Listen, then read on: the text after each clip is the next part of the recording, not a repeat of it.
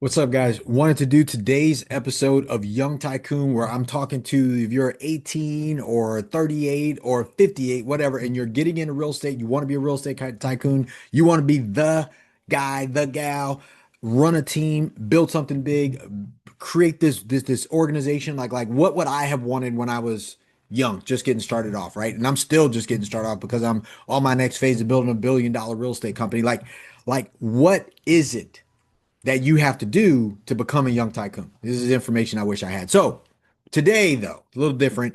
I wanted to kind of go over something with you. Is like, what does it take for you to be an owner? I talk to a lot of people who want to get into real estate, and I'll be honest with you, man, it's weird. They're like, yeah, I just want to be an owner, man. I want to own it. I want to own it. And I'm listening to them. It's like, do you though? Do you really know what it takes to be an owner? Man, it's a lot of work, especially if you're going to, well, okay, there's two levels of this, right? You can be in real estate, you can do your own deals, single family house, multi-family, whatever. That's what I did.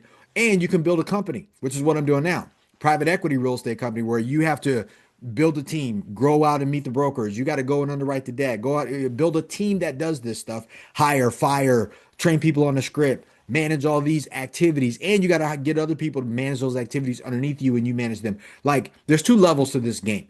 So you just got to pick your poison, right? I would tell you to get into the game I'm in right now because that's a longer game to play. You can get to billions building a private equity real estate company or building a syndication company, but you cannot get to billions flipping houses, period. It just ain't gonna happen. So that said, though, what does it take to be an owner?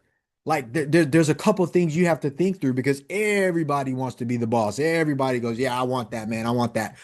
Let me tell you, man, it's a lot of headache. And if you already ain't willing to do whatever it takes to be that, if you can't do that random now, what makes you think you're going to do it when you have a 50, 60 million dollar deal or a 20 million dollar deal or a $1 million deal if you're not doing that now? If you are young, you don't have real responsibilities, or worse, you're middle aged, you got a wife, you got a kid. Like there's a sacrifice that goes into being the owner, right? Owner of a company, owner of real estate, whatever.